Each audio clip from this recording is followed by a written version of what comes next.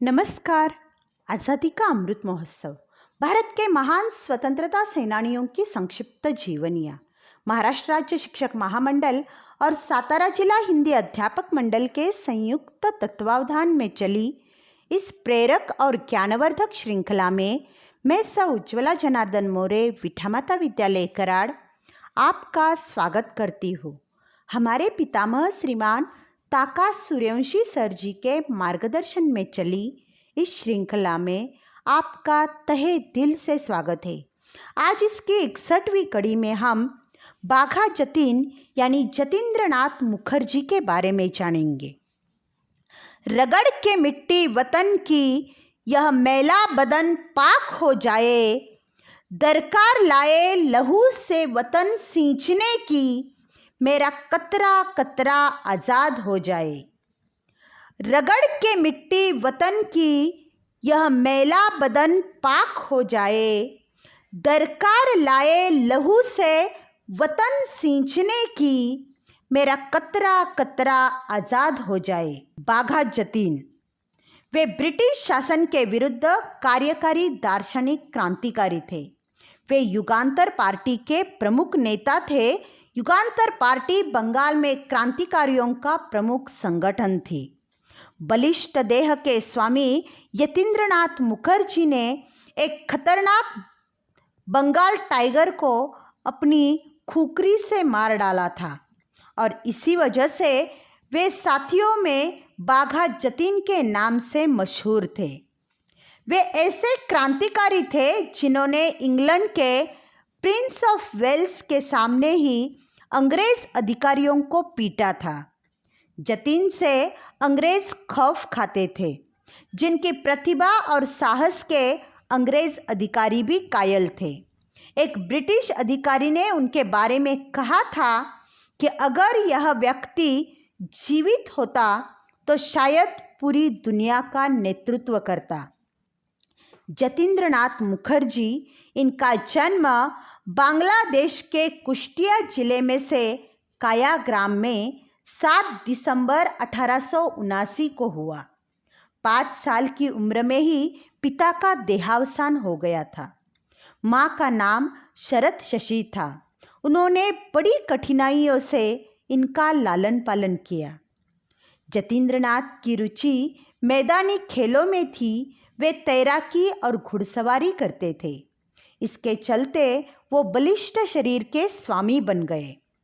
11 साल की उम्र में ही उन्होंने शहर की गलियों में लोगों को घायल करने वाले बिगड़ेल घोड़े को काबू किया था। उनके वकील मामा के क्लाइंट रविंद्रनाथ टैगोर के साथ उनके परिवार का अक्सर मिलना होता था। जतीन पर इन सब का बहुत प्रभाव पड़ा। वे सार्वजनिक कामों में हिस्सा लेते थे, लोगों की मदद करते थे।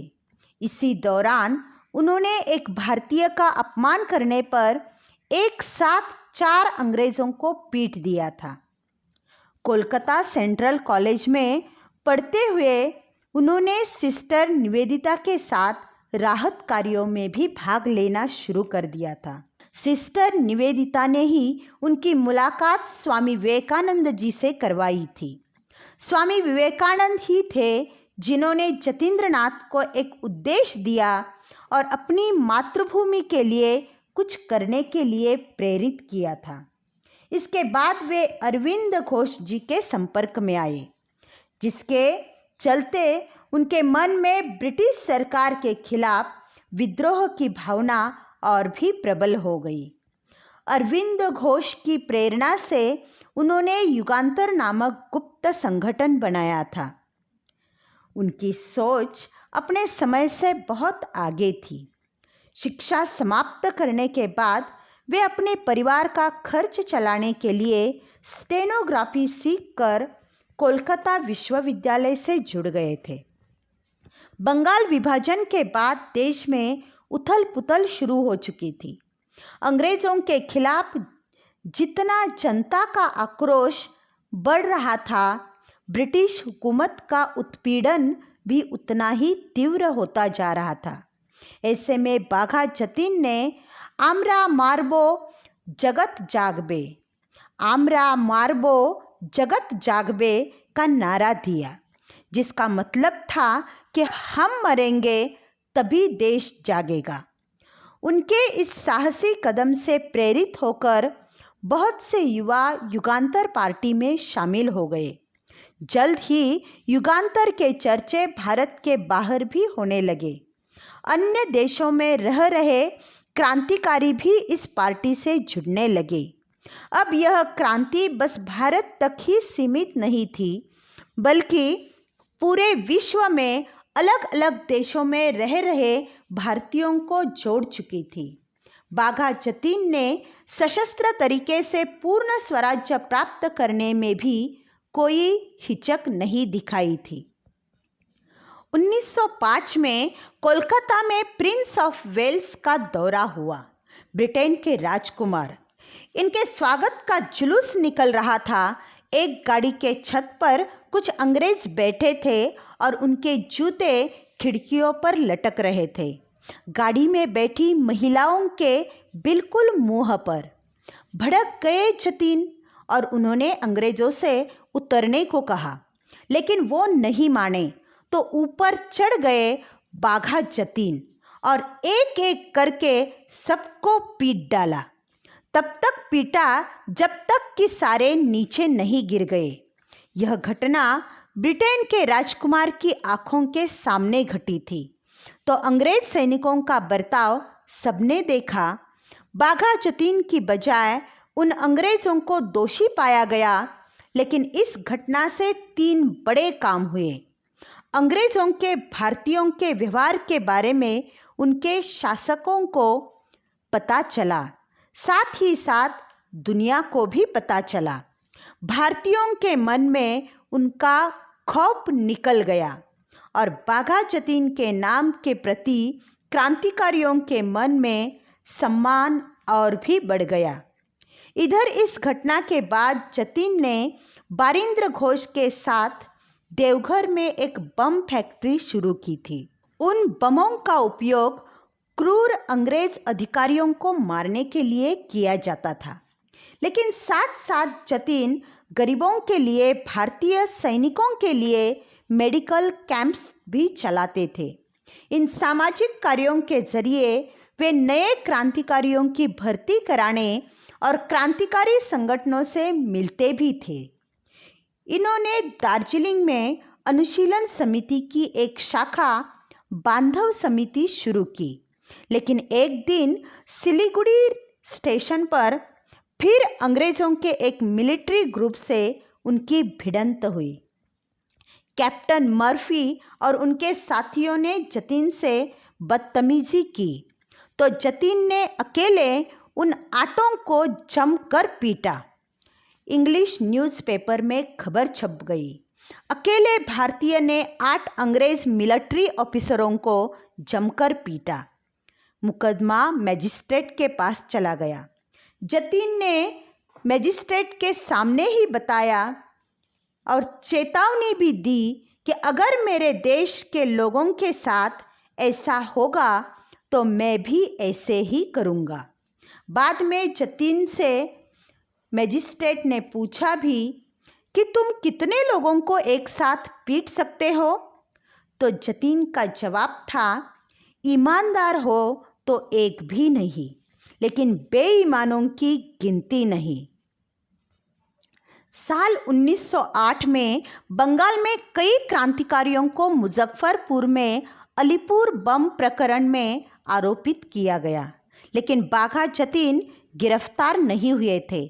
उन्होंने गुप्त तरीके से देश भर के क्रांतिकारियों को जोड़ना शुरू किया था। वे बंगाल, बिहार, उड़ीसा और संयुक्त प्रांत के विभिन्न शहरों में क्रांतिकारियों से संपर्क स्थापित करने में लग गए थे। इसी दौरान 27 जनवरी 1910 को पुलिस ने उन्हें गिरफ्तार किया, लेकिन उनके खिलाफ कोई ठोस प्रमाण न मिलने के कारण कुछ दिनों के बाद उन्हें छोड़ देना पड़ा। जेल से अपनी रिहाई के बाद बाघा जतीन ने राजनीतिक विचारों और विचारधाराओं के एक नए युग की शुरुआत की। उनकी भूमिका इतनी प्रभावशाली रही कि क्रांतिकारी रास बिहारी बोस जी ने भी बनारस से कोलकाता स्थानांतरित होकर जतीन्द्रनाथ मुखर्जी के नेतृत्व में काम करना शुरू कर दिया था। जतिन मुखर्जी ने अलग अलग नामों से कई संस्थाएं शुरू की थी। कॉटेज इंडस्ट्री, नाइट स्कूल, दवाखाना, खेती संबंधी जानकारी, यहाँ तक कि कई बच्चों को विदेश पढ़ने भेजा था। अंग्रेज़ों ने 1912 में अपनी राजधानी कोलकाता से बाघा जतीन, अरविंदो घोष और रास बिहारी से कई क्रांतिकारियों से तंग आकर दिल्ली बना ली थी। Jatin Alipur bomb case, Howrah case, Jat regiment case, Kingsford हत्याकांड जैसे कई केसेस से उनका नाम जुड़ा हुआ था। 1857 जैसी फिर से नई क्रांति करने की उन्होंने योजना बनाई थी, इसीलिए विदेश से हथियार भी मंगवाए थे, लेकिन गद्दारी की वजह से वे नाकामयाब हो गए। जतीन पर अंग्रेज सरकार ने भारी इनाम की घोषणा भी की थी और इसी के चलते ब्रिटिश सरकार उन्हें ढूंढ रही थी। ऐसे में कट्टीपाड़ा गांव में अंग्रेज़ों से बाघा जतीन की मुठभेड़ हुई। दोनों तरफ से गोलियां चली। जतीन गंभीर रूप से घायल हुए थे और इसी के चलते 10 सितंबर 1915 को वे शहीद हो गए। ऐसे महान क्रांतिकारी को हमारे कोटि कोटि प्रणाम। जय हिंद।